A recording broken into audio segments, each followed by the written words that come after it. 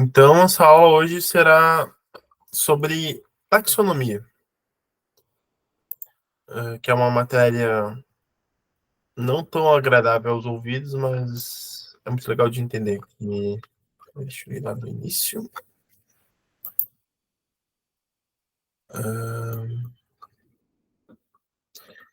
É uma matéria muito legal, que, na minha concepção, começa os conteúdos legais de biologia. Toda a parte de citologia, bioquímica é muito importante, para embasar, inclusive, o que a gente vai falar agora. Mas, pessoalmente falando, a parte da biologia que eu mais gosto começa agora. Então, inclusive, talvez eu dê aula com mais de animação do que antes. Mas, enfim, como a gente sempre diz,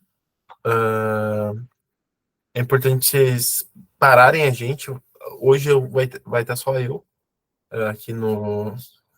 O Nicolas, ele teve um imprevisto, ele não vai conseguir aparecer. Mas qualquer dúvida, escreva aí que sempre entre um tópico e outro eu vou responder dúvidas, ok?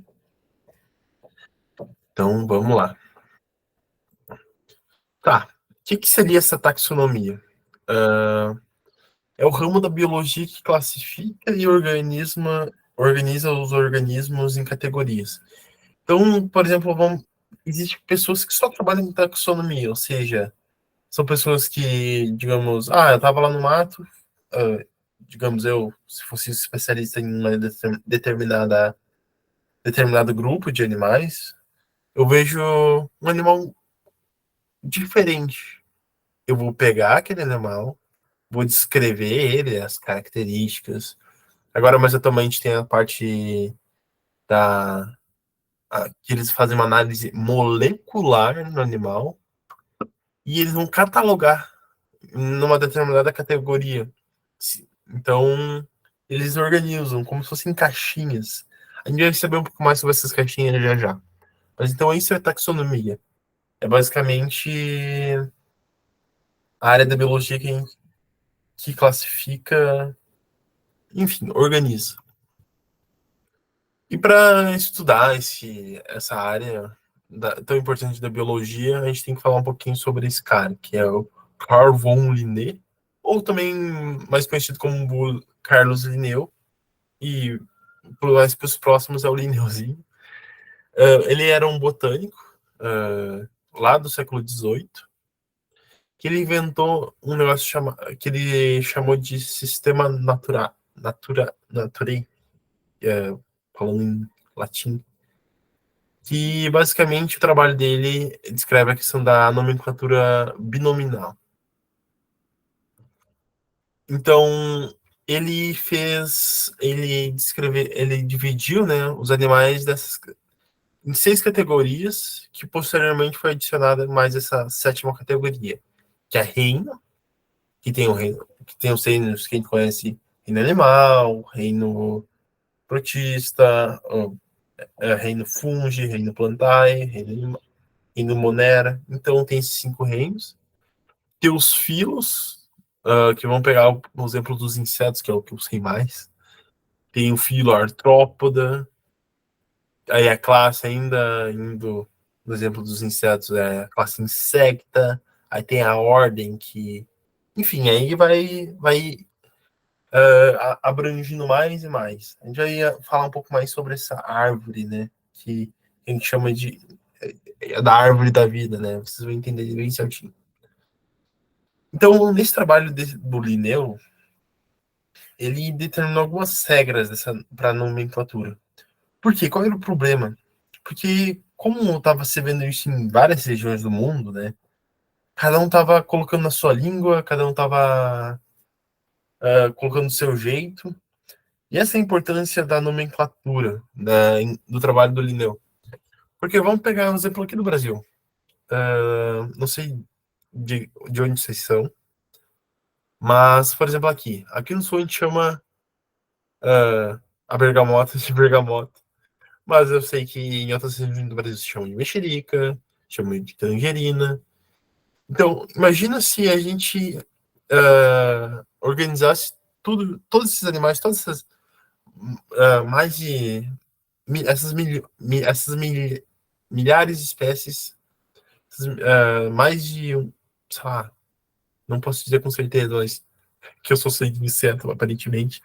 Mas, por exemplo, pegar os exemplos dos insetos de novo. Existe mais de 1 milhão de insetos catalogados, sendo que existe ainda mais que está sendo catalogado todo dia. Imagina se a gente pegasse só no meio popular e não tivesse essas regras. Então, o Linneu, ele usou uma língua morta. Por quê? Qual é a importância de uma língua morta? Porque não tem mudança, não vai ter mais mudança, não vai haver mais reformas na língua. Não sei se vocês aprendem em português essa parte de reforma de língua. Aconteceu uma em 2009, inclusive, na língua portuguesa. Então, esse bom do latim, ele não muda. Não vai surgir uma gíria diferente, não vai surgir um dialeto diferente. Ele tá lá, paradinho, bonitinho. Então, essa é a importância do latim. A primeira letra da espécie é maiúscula. Inclusive, isso aqui é um erro que eu fiz aqui, grotesco. Vou ensinar para vocês e errei feio. A espécie é binomial, ou seja, tem o epíteto genérico, que é do gênero, e o epíteto específico, que é da espécie, que é o que geralmente está em minúsculo, mano. Aqui eu fiz esse erro. E sempre tem que estar em itálico. Quando eu estava fazendo essa aula, ele também falou que podia ser de outras formas, como em negrito ou sublinhado. Mas, em geral, a gente aprende na faculdade que é em itálico. Se não está em itálico, tá errado. Então, por isso eu só coloquei itálico aqui para garantir. Mas então, às vezes vocês podem achar em negrito, em sublinhado, mas o mais certo é em itálico, que é essa letrinha um pouco mais deitada. Inclusive aqui também. Opa, o mouse parou de funcionar. Não, não parou. Inclusive aqui também dá para ver muito pouco, mas está em itálico isso aqui também.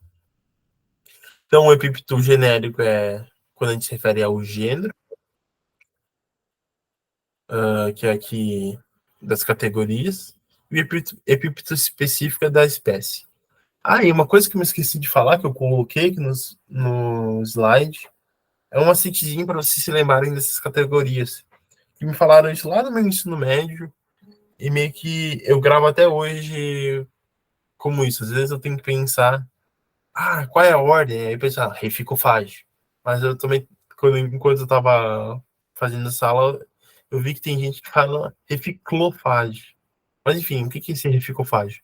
É o re de reino, fi de filo, o C é de classe, por isso que tem pessoas que falam reficlofagem, porque eles colocam o C e o L. O O é de ordem, o Fá é de família, o G é de gênero e o E é de espécie. Então, reficlofagem. Então, vai lá. Aí tu vai fazendo essa ordenzinha para se lembrar melhor. E a gente tem uma relação filogenética entre táxons. O que é um táxon? É um grupo de seres vivos. Então vamos voltar aqui de novo nas categorias taxonômicas. Um gênero já pode ser considerado um táxon, uma família um táxon, uma ordem um táxon. Enfim, cada categoria dessas pode ser considerada um táxon, entendeu? E quando a gente está falando sobre filogenética, a gente vai, a gente vai usar os cladogramas, que vai nos mostrar a relação entre esses táxons. Então vamos ver um pouquinho a importância desses táxons para a gente. Isso aqui, para quem não sabe, é um cladograma. É bem complicadinho de entender quando a gente não. Antes de conhecer bem. Basicamente, isso que a gente chama lá da árvore da vida, porque. E aí, isso aqui a gente chama dos galhos, né?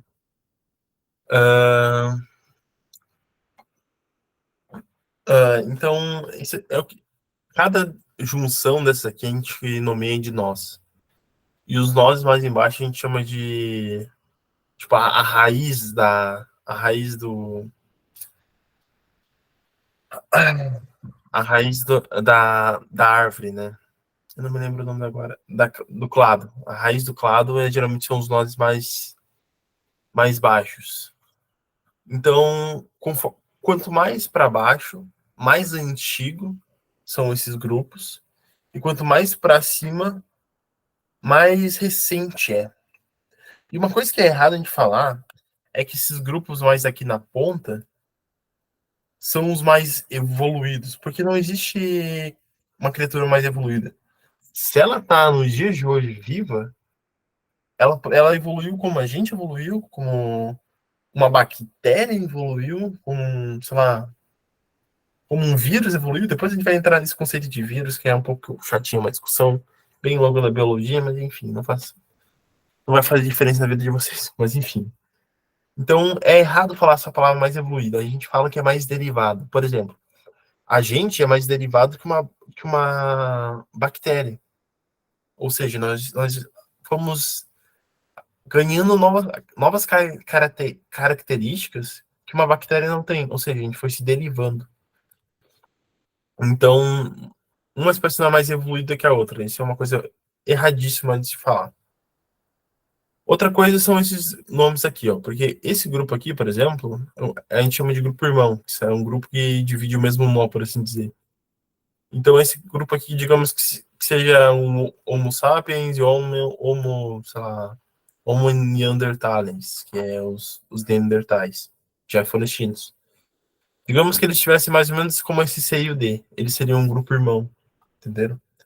E esse C e D a gente pode virar não importando a ordem ali, desde que eles estejam nessa posição bonitinha como estão aqui. Então a gente tem uma nomenclatura para esses grupos que a gente deixa juntinho aqui. Existe um grupo monofilético, que eles são todos juntinhos, assim, quando tem toda uma parte completa, digamos C e D aqui, a gente pode considerar um grupo monofilético.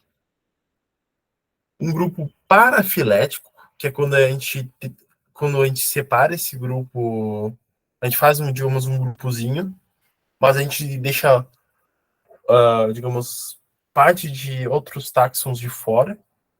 Um exemplo deles é o dinossauro, o grupo dinossauro, são dos dinossauros. Se vocês forem ver, não tem as aves lá. Mas as aves, tecnicamente, se dinossauro fosse um grupo monofilético, eu sei que tá um papo bem chato para vocês, perdão, mas tem que ser explicado. Se dinossauro fosse um grupo monofilético, por exemplo, as aves estariam lá, uma galinha estaria lá. Porque, não sei se vocês sabem, mas a galinha é um descendente vivo dos dinossauros. Isso é muito legal. Mas, enfim, um grupo polifilético é um grupo que pega, sei lá, vamos pegar um exemplo. É porque antigamente existia um problema. Como a gente não tinha essas análises que eu falei para vocês, de análises moleculares, às vezes a gente via só características da morfologia e às vezes eram grupos assim distantes. Então a gente pegava, sei lá, vamos pegar duas coisas muito parecidas. Claro que aqui é muito esdrúxulo, mas vamos pegar, sei lá, um morcego e um pássaro. Os dois voam, enfim, vamos pegar só pela questão do voar. Os dois voam, mas um é ave e o outro é mamífero, são totalmente diferentes. Isso seria um grupo polifilético, se a gente unisse todas as criaturas que voam num único grupo. Então, isso é uma coisa, enfim, é isso. Deixa eu ver se eu penso em mais algum exemplo para falar para vocês. Não, acho que é isso. Se vocês têm alguma dúvida, isso aí foi bem meio chatinho. Se tem alguma dúvida sobre esse assunto?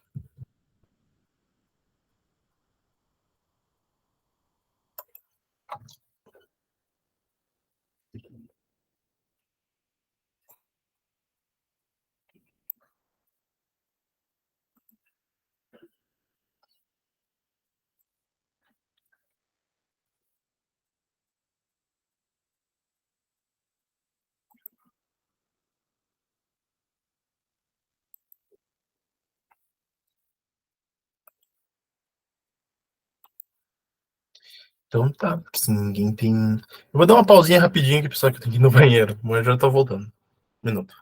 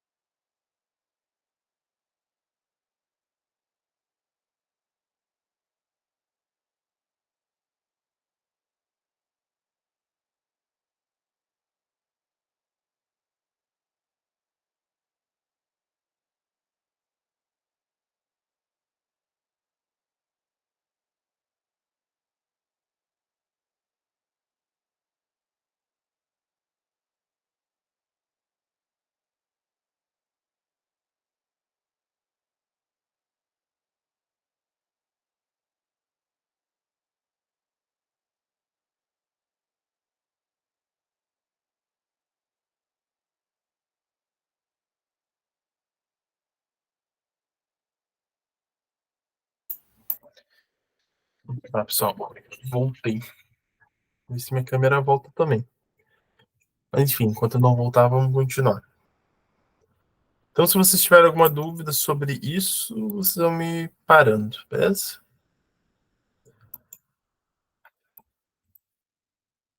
Vamos lá.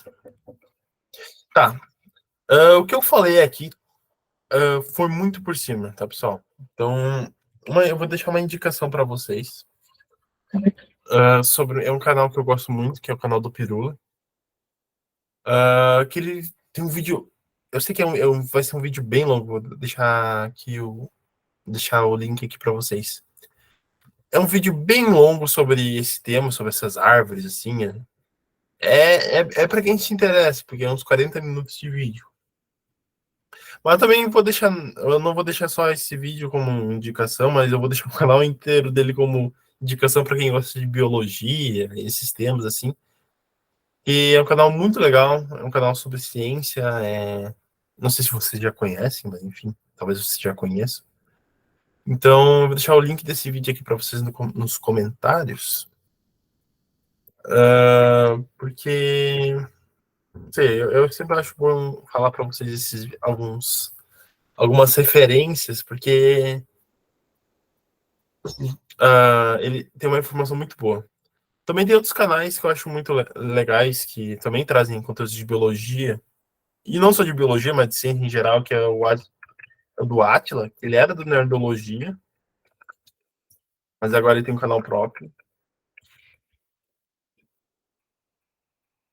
Assim se escreve o sobrenome dele. E também tem um Nerdologia, que são um outro canal muito bom, que também fala de conteúdos de biologia, mas também história.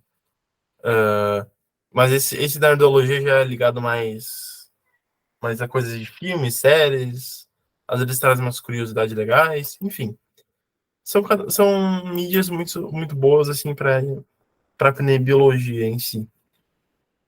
E é uma linguagem um pouco mais fácil. Às vezes eu também tento passar uma linguagem mais fácil e falho miseravelmente. Mas, enfim, espero que vocês gostem desse conteúdo. E agora eu vou dar uma introdução aos reinos. Por que é uma introdução? Porque eu vou ficar com. Porque o Andrew e o Nicholas, nas próximas aulas, eles vão estar falando mais a fundo dos reinos. Agora eu vou falar um pouco mais por cima, tá bem? Então aqui nessa imagem eu deixei uma, um exemplar de cada reino, assim, numa imagenzinha. Uma capivara ilustrando um animal, uma árvore ilustrando uma do reino Plantae, um fungo aqui embaixo, que tá meio ruim, do reino Fung, uma bactériazinha pequena aqui do reino Monera. E eu não achei nenhuma imagem interessante para combinar com o cenário, aí eu coloquei um sushi. Não sei se vocês sabem, mas esse negócio preto que vai em volta aqui do sushi é um tipo de alga, um tipo de uma alga verde que eles pegam, depois eles meio que amassam ela, secam ela, e aí ele vira. Não vou me lembrar agora do nome disso aí, mas se usa no sushi. Mas enfim, vamos lá. Uma coisa que eu indico para vocês, isso depois, eu acho que aqui vocês não vão ter tempo de fazer isso, mas fazer uma tabelinha com as informações que eu vou fazer agora, porque basicamente são as mesmas informações, só que dos diferentes reinos, tipo, que vão pegar, por exemplo, aqui, tipo, os exemplares, tipo de célula, tipo de se tem parede celular, como é que é a organização dessa célula, depois tem mais coisa. Então, tipo, vocês vão ver que vai ter tipo uma espécie de padrão. Não sei se é essa palavra, mas acho que vai ter um padrão. Se vocês colocarem tipo uma tabelinha, seria interessante para vocês estudar depois. Mas então tá, vamos lá.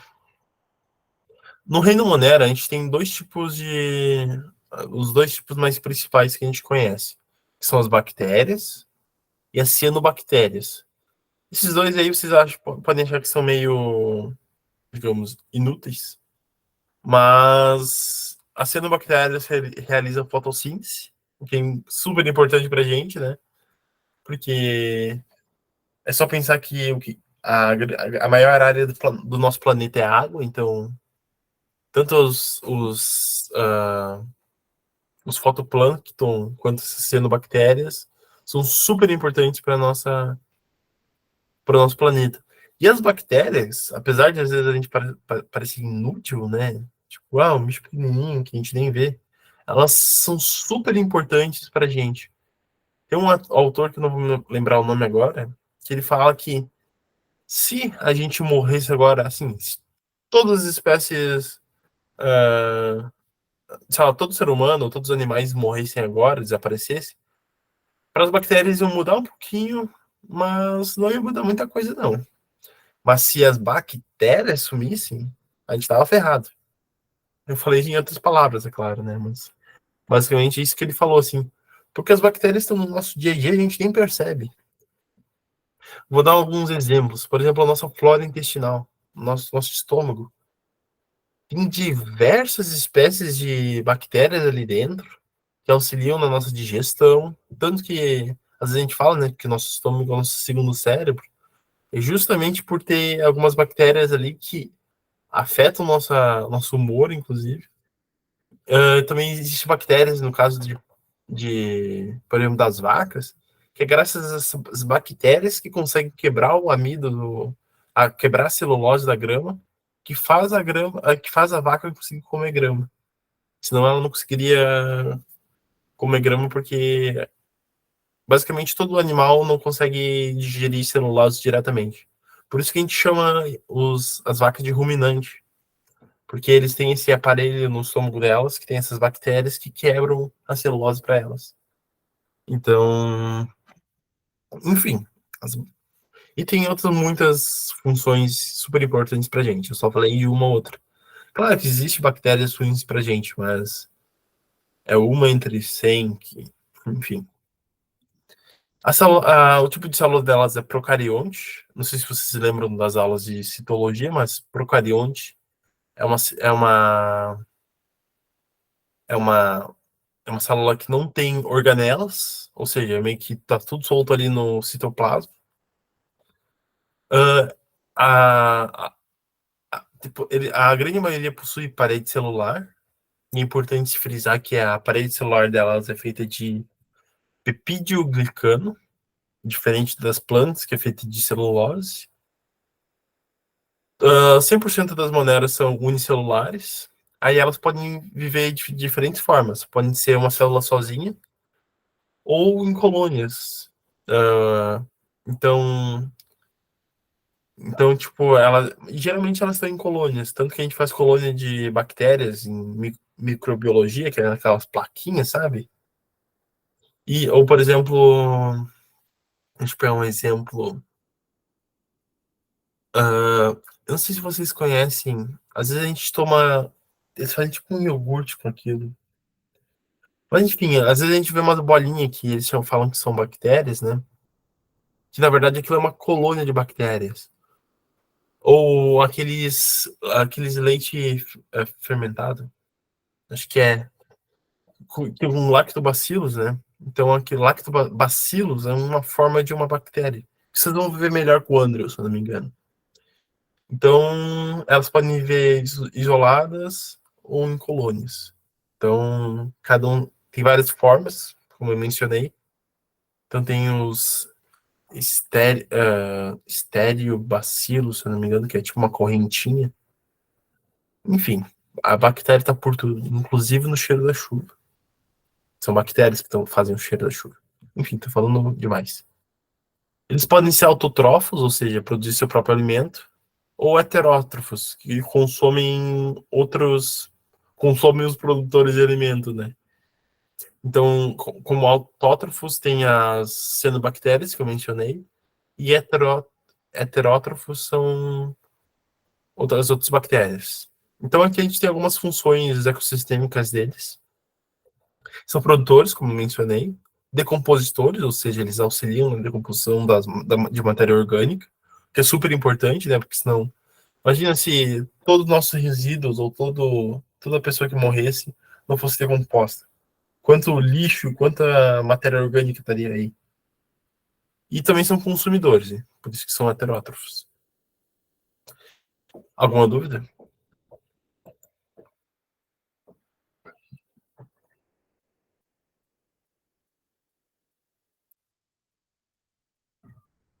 Pessoal, não sei o que aconteceu, mas. Ah, não, voltou a câmera. Olha que bom. Enfim, vamos lá. Então vamos para o reino protista. Ele é representado por protozoários e algas. Sim, alga é um protista, por caso vocês não saibam. Que às vezes em alguns vestibular. Uma vez eu vi num vestibular do IFE, né, do Instituto Federal, que ele perguntava assim: algo é um protista ou do reino planetário? E muita gente erra nessa daí, né? Então, algas e protozoários, eles têm uma célula eucariótica, ou seja, já não é mais aquele negócio bagunçado, já é tudo organizadinho, bonitinho, tudo na sua devida organela, tudo no seu devido, é, na sua devida caixinha de membrana. A parede celular dela, eles podem ou não ter parede celular, quem possui é fita de sílica. Sílica, se vocês não sabem, é um dos componentes da areia. Tanto que vários tipos de seres que vivem embaixo da água usam essa sílica como uma espécie de esqueleto, no caso dos animais, né? Que não dá para chamar bem de esqueleto, mas enfim. Por exemplo, corais. Corais, eles têm todo aquele jeitão de molengo, mas por dentro eles têm tipo uma coisa rígida. Tanto que não é tão interessante pisar num coral assim. Então essa sílica é o que dá uma rigidez para alguns seres. A grande maioria é unicelular, ou seja, como nas bactérias podem viver solitários ou em colônias, ou pode ser pluricelulares, multicelulares. Pluricelular é um termo para ter várias células unidas, né? Um belo exemplo de multicelular, né? São as algas kelp, que é essa aqui, ó. Que são algas que podem chegar tipo, a dezenas de metros de altura. Então, é um belo exemplo de um protista multicelular, né? Eles são autótrofos, uh, ou seja, fazem fotossíntese, como eu mencionei, né?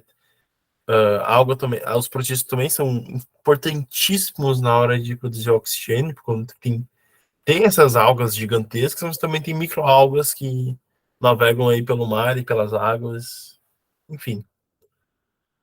E também são heterótrofos, então existe um pouquinho de cada. Então, eles são produtores, como as algas, né? Fazer fotossíntese. São decompositores também, são consumidores.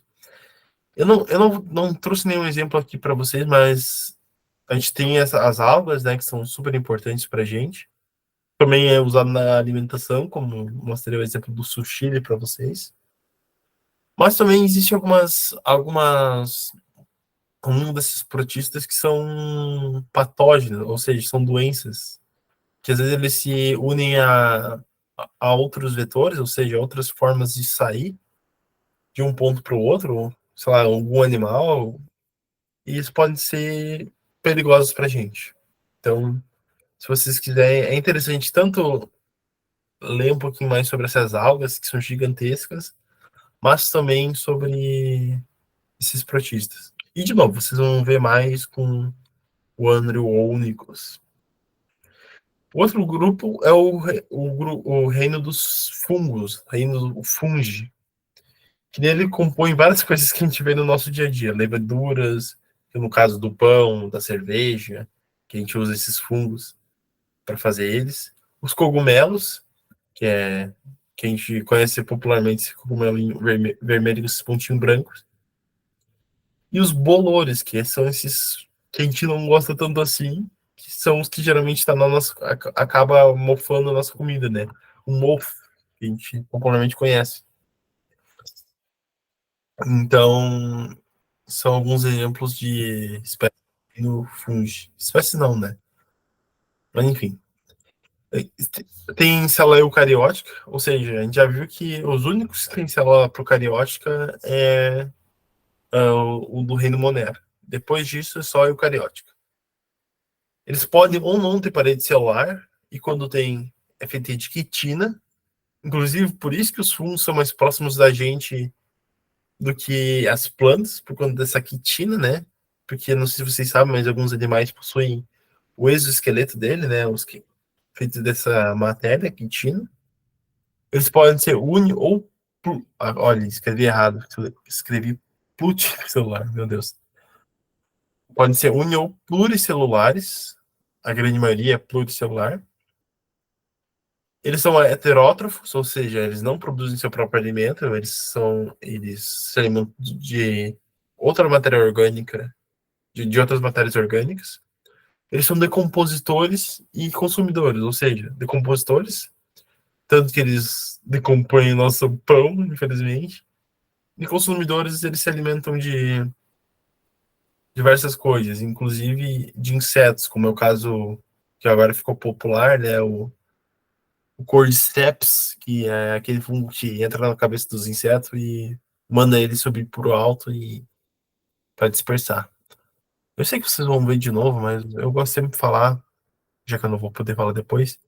Isso aqui, na verdade, é só o corpo de frutificação do cogumelo, ou seja, a parte que ele solta aqueles esporozinhos para se reproduzir. E por baixo disso aqui tem muito mais. Então, enfim. E agora a gente chegou no reino das plantas, o reino plantae, que os exemplos são muitos, que é a briófita. Briófita são aqueles musguinhos, sabe? Pteridófita, que são as samambaias, um bom exemplo. Gimnosperma, que são os pinheiros. E angiospermas, que são a grande maioria das plantas que a gente conhece. Se vocês verem uma planta com fruto, ou seja, fruto, tipo uma maçã ou flor, é angiosperma. Geralmente, gimnosperma só tem semente.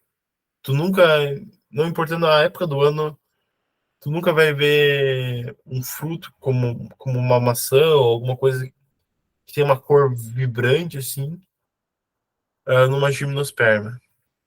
Então essa é a diferença entre as duas, assim, uma tem fruto e flor e a outra não tem. Por isso que a angiosperma se proliferou tão bem, né? Ela se expandiu tão bem porque ela tem essa parte de ter. Geralmente também tem tanto macho quanto fêmea na mesma planta. Isso é uma coisa que algumas gimnospermas não têm. Mas também elas são. Também elas atraem mais os polinizadores, né? Enfim, vocês vão ver mais isso com o Nicholas Johansson. Às vezes eu me empolgo demais, perdão, pessoal.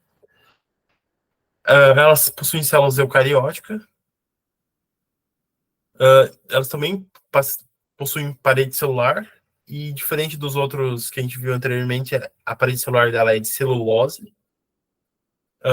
Que, como eu também mencionei, nenhum animal consegue digerir elas, tipo, primariamente. Elas precisam de uma relação com uma bactéria, que eu mencionei, né? Que é o caso dos ruminantes, como a vaca. Também, nenhuma planta é unicelular, todas são multicelulares, pluricelulares. Todas elas são autótrofas. Todas não, todas é uma palavra muito forte na biologia, né? Mas, enfim, a grande maioria faz fotossíntese, ou seja, 99,9% das plantas produzem seu próprio alimento. E por conta disso, elas são consideradas produtores. Então, esse é o reino das plantas. E o reino animalia compõe diversos taxos, né, que a gente mencionou. Então, são os animais. Então, existe tanto mamíferos, répteis, anfíbios, peixes, aves. Aí tem os invertebrados, que são os insetos, crustáceos, os moluscos, enfim, é uma infinidade gigantesca. Todos têm célula eucariótica, ou seja, todo mundo tem seu DNA, todos têm sua célula organizadinha, bonitinha. Também são todos multicelulares. Nenhum deles produz diretamente seu próprio alimento. Existe alguns que têm relações com seres autótrofos, mas os animais em si não são autótrofos, todos são heterótrofos. E por isso eles são consumidores. E é isso, pessoal. Essa foi nossa aula. Alguma dúvida?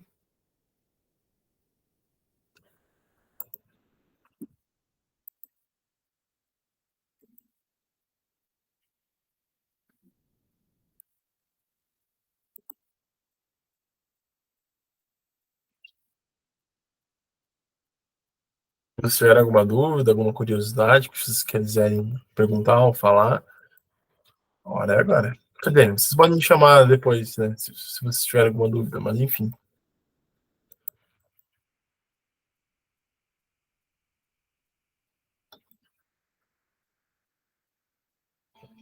Está tranquilo? Tá tranquilo.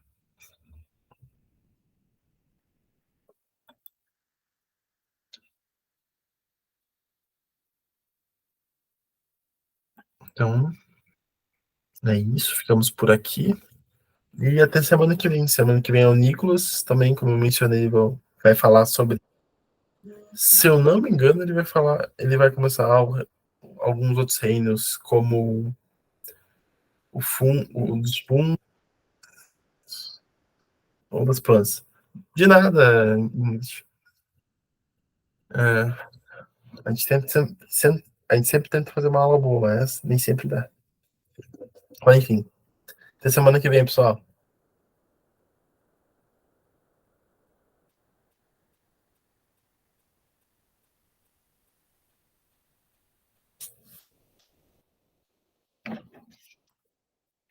Boa noite.